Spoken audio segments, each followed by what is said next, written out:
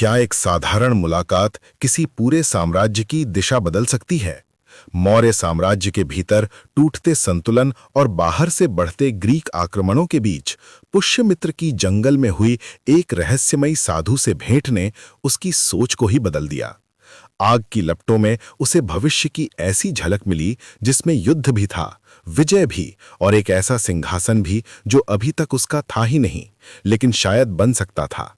उस एक क्षण ने उसके भीतर केवल महत्वाकांक्षा नहीं जगाई, बल्कि एक ऐसी रणनीतिक चेतना को जन्म दिया जिसने उसे साधारण सेनापति से उठाकर उस राह पर खड़ा कर दिया जहां हर कदम सिर्फ लड़ाई नहीं बल्कि पूरे युग की दिशा तय करने वाला साबित होने वाला था। प्राचीन भारत नदियों, जंगलों और बड़े राज्यों की भूमि था। मौर्य साम्राज्य के समय ये शांत और समृद्ध था। बृहद्रथ मौर्य के शासन में लोग शांतिपूर्वक रहते थे और धर्म का पालन करते थे। साधु जगह जगह घूमते थे। लेकिन पश्चिमी सीमा के पार स्थिति बदल रही थी। ग्रीक सेनाएं आगे बढ़ रही थीं। उनका नेतृत्व डिमिट्रियस वन कर रहा था। वे पहाड़ों और मैदानों से होकर किलों पर कब्जा कर रहे थे और अपनी शक्ति बढ़ा रहे थे। बहुत दूर विंध्य के घने जंगलों में पुष्यमित्र शुंग नाम का एक युवा सेनापति समय को पार कर रहा था। रात का आसमान चांदी के समान चमक रहा था, जैसे तारे खुद को भविष्य की चेतावनी के रूप में प्रस्तुत कर रहे हों। उनके चारों ओर बेचैन घोड़े अपनी टापों से जमीन पर थपकी दे रहे थे। उनकी चिंतित आवाजें शांति को चीरते हुए सुनाई दे रही थीं। फिर धुंध के परे उन्होंने उसे देखा, एक साधु राख में लिपटा हुआ, कालातीत, बिना किसी अस्त्र के चल रहा था। फिर भी उसकी शक्ति पुरातन राज्यों से भी अधिक प्रभावशाली लग रही थी। उनका ये मिलन महज एक संयोग नहीं था, ये आकाश का लिखा हुआ था। उस रात ने वो चिंगारी जलाई जिसने पुष्यमित्र के उभरने की कथा का आगाज किया। एक साहसिक, रणनीतिक और बुद्धिमान यात्रा जो भारत के भविष्य को आकार देने वाली थी। उस साधु का शरीर भस्म से ढका हुआ था और उसके केसरिया वस्त्र हवा में धीरे धीरे हिल रहे थे। उसके आगमन से जैसे ठंडक छा गई, मानो उसके अंदर से कोई दिव्य ऊर्जा निकल रही हो। वो उसी छोटी आग के पास खड़ा हुआ और आग की लपट ने एकदम तेज और स्थिर आकार धारण कर लिया, जैसे कोई अदृश्य शक्ति उसे पोषित कर रही हो। ये बिल्कुल साफ था कि साधु किसी प्रकार के युद्ध या मदद के लिए नहीं आया था, बल्कि केवल भविष्य की जानकारी देने के लिए था। उसकी मौजूदगी का एक ही मकसद था, पुष्यमित्र को उसकी भविष्य की किस्मत से अवगत कराना। आग की लपटों में भविष्य की तस्वीरें बनने लगीं। पुष्यमित्र ने देखा कि निकट भविष्य में वो इस भूमि का सम्राट बनेगा। उसने देखा कि वो एक भव्य सिंहासन पर विराजमान है, जहां से वो संपूर्ण भारत की सुरक्षा कर रहा है। आग में यवन आक्रमणकारियों के चित्र उभर रहे थे, जो सीमाओं में घुसपैठ का प्रयास कर रहे थे, और भारतीय सेनाएं उन्हें धूल चटाती नजर आ रही थीं। उसके दृष्टिकोण में यह भी साफ दिख रहा था कि पुष्यमित्र का कार्य केवल शासन करना ही नहीं, बल्कि इस देश, इसकी संस्कृति और परंपराओं की रक्षा करना भी है। वो एक सामान्य सेनापति से सम्राट में परिवर्तन करेगा और उसके निर्णय भविष्य की दिशा निर्धारित करेंगे। अग्नि में आने वाले वर्षों का स्पष्ट चित्र था। उसका लंबा शासन, प्राचीन वैदिक परंपराओं का पुनर्जागरण और अश्वमेध यज्ञ के जरिए उसके साम्राज्य का विस्तार। स्वतंत्रता से घूमता हुआ पवित्र अश्व, अभेद्य भूमि और युद्ध के बिना स्थापित उसकी संप्रभुता भी अग्नि में दिख रही थी। इन सारे दृश्यों के बीच पुष्यमित्र अनुभव कर रहा था कि जिस ऊष्मा से वो गर्मी महसूस कर रहा था, वो केवल आग की नहीं थी, बल्कि साधु की दिव्य शक्ति की भी थी, जो भविष्य की सच्चाई को प्रकट कर रही थी। अचानक अग्नि में ठंडक आ गई। साधु अदृश्य हो गया, जैसे उसका कार्य समाप्त हो चुका हो। केवल राख मोहर बनकर कुछ क्षणों के लिए हवा में विलीन हो गई। पुष्यमित्र उस छोटी सी अग्नि के पास बैठा रहा, ये जानकर कि अब वो केवल मौर्य सेनाओं का सेनापति नहीं रह गया।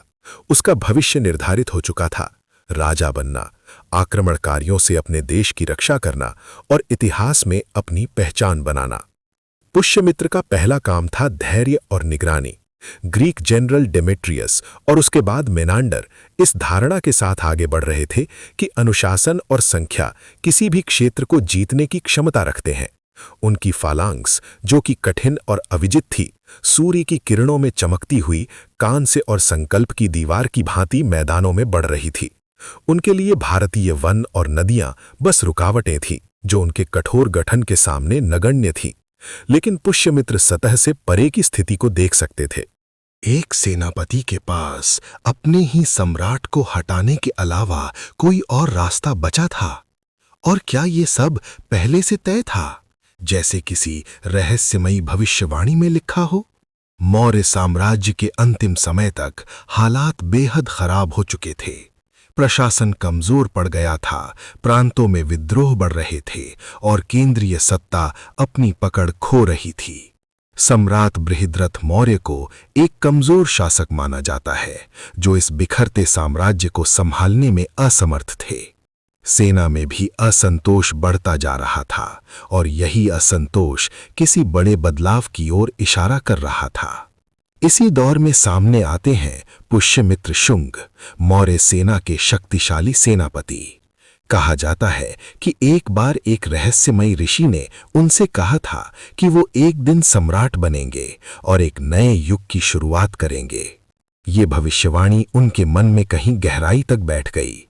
क्या ये केवल संयोग था या फिर उनके फैसलों को दिशा देने वाली एक छिपी हुई प्रेरणा? पुष्यमित्र ने अपने आसपास के हालात को देखा, एक कमजोर सम्राट, बिखरता साम्राज्य और बढ़ते बाहरी खतरे। उनके सामने सवाल था, क्या वे इस पतन को चुपचाप देखते रहें या इतिहास को खुद अपने हाथों से बदलें? आखिरकार उन्होंने वो कठोर निर्णय लिया जिसने इतिहास की दिशा बदल दी। एक सैन्य परेड के दौरान जब सम्राट बृहद्रथ सेना का निरीक्षण कर रहे थे, पुष्यमित्र ने उनकी हत्या कर दी और सत्ता अपने हाथ में ले ली। इस घटना ने न केवल मौर्य साम्राज्य का अंत किया, बल्कि शुंग वंश की शुरुआत भी की। कुछ इतिहासकार मानते हैं कि ये कदम केवल सत्ता की लालसा नहीं था, बल्कि एक टूटते हुए साम्राज्य को बचाने की कोशिश थी। वहीं उस रहस्यमयी भविष्यवाणी की कहानी इस घटना को और भी दिलचस्प और रहस्यमय बना देती है। क्या पुष्यमित्र अपने भाग्य को पूरा कर रहे थे या खुद अपना भाग्य लिख रहे थे? इसके बाद उन्होंने शुंग यूनानी युद्ध में यूनानियों को पीछे हटने पर मजबूर किया और लगभग 36 वर्षों तक शासन किया। उनके शासनकाल को एक ओर जहां स्थिरता और शक्ति का दौर माना जाता है, वहीं दूसरी ओर ये भी बहस का विषय है कि उनका उदय कितना न्याय संगत था। पुष्यमित्र शुंग की ये कहानी हमें सोचने पर मजबूर करती है, क्या वो एक गद्दार थे या फिर एक ऐसा नेता जिसे इतिहास ने एक कठिन भूमिका निभाने के लिए चुना था? उसने तुरंत युद्ध में कूदने का निर्णय नहीं लिया। पहाड़ों की ऊंचाइयों और घने जंगलों के छिपे स्थानों से उसने हर गतिविधि पर नजर रखी। उसने देखा कि कैसे सप्लाई रथ दौड़ते थे, भोजन का समय कब होता था और पहरेदारों की ड्यूटी कैसे बदलती थी। उसने ये भी अध्ययन किया कि फैलिंग्स कैसे फैलती थी और थकान व भ्रम में सैनिक कैसे प्रतिक्रिया देते थे। हर पैटर्न एक कमजोरी प्रकट करता था, हर दिनचर्या एक संभावित जाल बन जाती थी। भारतीय योद्धा पेड़ों के बीच फुसफुसाहट की तरह आगे बढ़ते थे। घुड़सवार मौन और तीव्र नदियों के किनारे और झाड़ियों में घूमते थे, जहां वे ग्रीक सैनिकों की दृष्टि से बाहर रहते हुए हमला करने के लिए तैयार थे।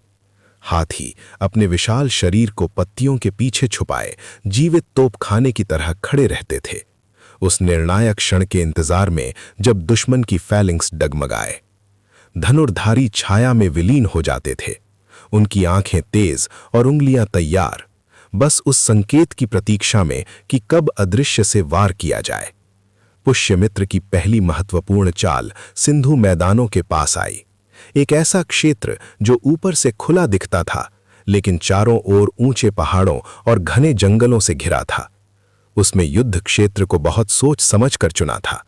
संकरे रास्ते दुश्मन की गति को रोकते थे, ऊंचाइयां घात छुपाती थीं और जंगल की सीमा एक प्राकृतिक भूल भुलैया बन जाती थी। ग्रीक सैनिक अपनी फैलिंग्स की ताकत पर भरोसा करते हुए आगे बढ़े, आसान जीत की उम्मीद में। लेकिन तभी अचानक अराजकता फैल गई। अदृश्य स्थानों से तीर हवा को चीरते हुए आए और मनुष्यों और घोड़ों दोनों को गिराने लगे। हाथी पेड़ों की कतारों से निकल पड़े और कान से ढालों की सख्त पंक्तियों को तोड़ने लगे। घुड़सवारों ने पीछे से अचानक हमला कर दिया और सभी भागने के रास्तों को बंद कर दिया। ग्रीक, जो अनुशासित संरचना में आगे बढ़ने के आदी थे, खुद को ऐसे इलाके में फंसा हुआ पाया जहां उनकी ताकत बेअसर हो गई थी। हर कदम आगे बढ़ने पर भ्रम बढ़ता गया और पीछे हटने पर विनाश करीब आता गया। जब उसने उनकी गलती की गहराई को समझा, तब तक सूरज ढल चुका था और आसमान लालिमा में डूब चुका था। उनका गठन, जो कभी अद्भुत अनुशासन का प्रतीक था, अब टूटकर बिखर चुका था। पीछे हटना ही एकमात्र रास्ता बचा था और वे हताश होकर भागने लगे। रात के अंधेरे में फैलिंग्स पूरी तरह भंग हो चुकी थी और अजेयता का भ्रम समाप्त हो गया था। युद्ध के धुएं और धूल के बीच जब घायलों की चीखें और हथियारों के टकराने की आवाजें गूंज रही थीं, वो चुपचाप ये सब देखता रहा।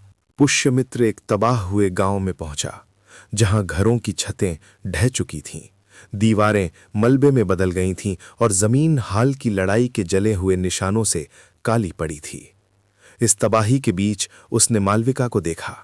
वो एक घायल घोड़े के पास घुटनों के बल बैठी थी। उसके घावों पर जड़ी बूटियां और कपड़े सावधानी से लगा रही थी। उसके चारों ओर भयभीत गांव वाले पुरुष, महिलाएं और बच्चे उसे मिश्रित आश्चर्य और उलझन से देख रहे थे। ये समझ नहीं पा रहे थे कि वो चिकित्सक है, योद्धा है या किसी अदृश्य शक्ति का अवतार।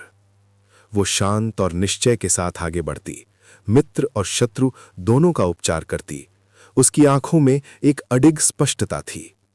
पुष्यमित्र के सैनिक वहीं ठिठक गए, अपने नेता की प्रतिक्रिया का इंतजार करते हुए। मालविका उन लोगों में से नहीं थी जो हथियारों से डर जाएं। वो न झुकी, न हाथ जोड़े, न किसी से विनती की। जब वो बोलती, उसकी आवाज कोमल होती, लेकिन उसमें ऐसी दृढ़ता थी जो किसी भी आदेश से भारी पड़ती थी।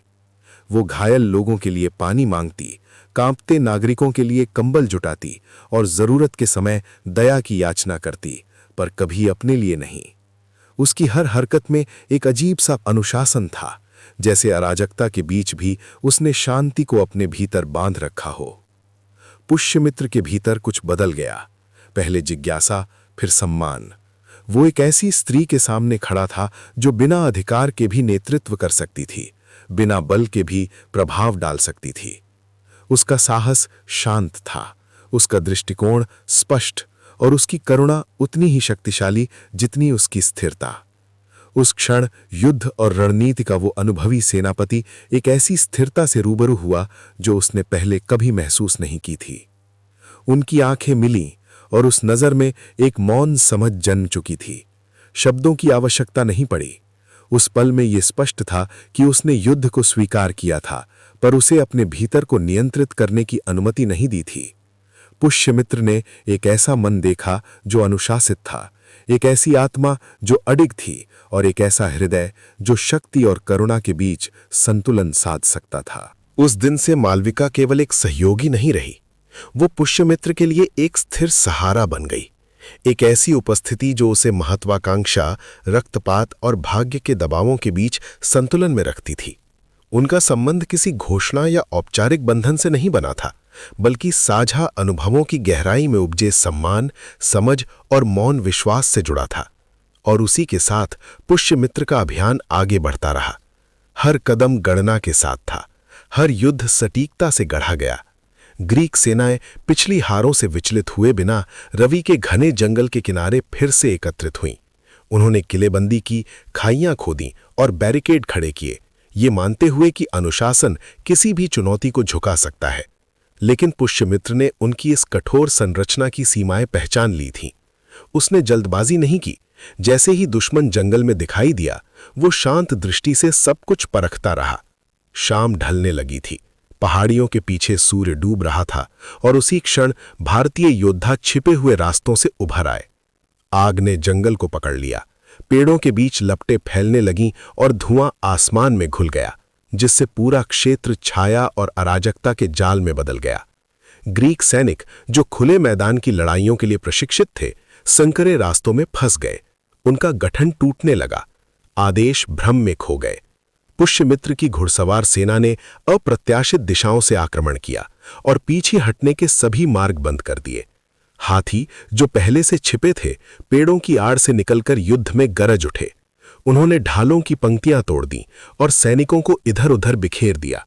धनुर्धारी हर पहाड़ी, चट्टान और वृक्ष रेखा से तीर बरसाते रहे, जिससे हर दिशा एक खतरा बन गई। पूरा क्षेत्र एक जीवित जाल में बदल चुका था। संकरे रास्ते अब ग्रीक सेना के लिए घातक गलियां बन गए थे। बचने का कोई स्पष्ट मार्ग नहीं था। पुष्यमित्र के हाथी आगे बढ़ते हुए दबाव बनाते रहे, घुड़सवार पार्श्व से सटीक वार करते रहे और धनुर्धारी ऊंचाइयों से निरंतर निशाना साधते रहे। आक्रमणकारी सेना के बीच अराजकता फैल गई। भय और भ्रम ने उनके अनुशासित ढांचे को भीतर से तोड़ना शुरू कर दिया। हर युद्ध अब केवल बल का नहीं, बल्कि धैर्य और गणना का खेल बन चुका था। पुष्यमित्र ने समय को अपना हथियार बनाया, थकान, भूख और भय को बढ़ने दिया, फिर निर्णायक क्षण पर प्रहार किया। वो उन्हें लगातार प्रतिक्रिया देने पर मजबूर कर रहा था, कभी उन्हें पहल का अवसर नहीं देता था। हर पीछे हटना भी एक योजना थी, हर हमला अधिकतम प्रभाव के लिए सटीक रूप से चुना गया। धीरे धीरे ग्रीक कमांडरों को अपनी स्थिति की गंभीरता समझ आने लगी, लेकिन तब तक बहुत देर हो चुकी थी। हर मुठभेड़ में पुष्यमित्र ने उन्हें पीछे छोड़ दिया, उनकी शक्ति को उनकी ही कमजोरी में बदल दिया।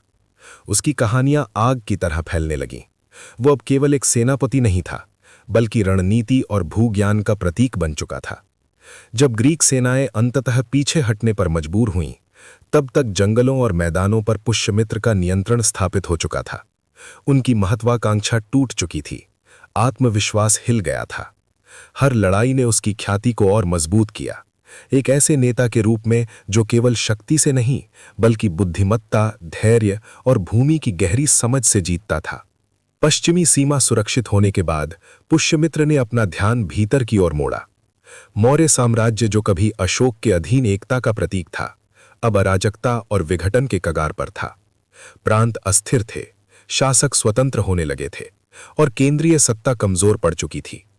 केवल सैन्य विजय से राज्य नहीं जुड़ सकता था, अब आवश्यकता थी वैधता की, एक ऐसे प्रतीक की जिसे चुनौती देना कठिन हो। इसी उद्देश्य से पुष्यमित्र ने अश्वमेध यज्ञ का मार्ग चुना।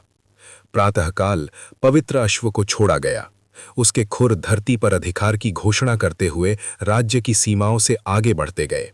उसका मार्ग ही शक्ति का प्रमाण बन गया। कुछ शासकों ने तुरंत समर्पण कर दिया, अपने झंडे झुका दिए।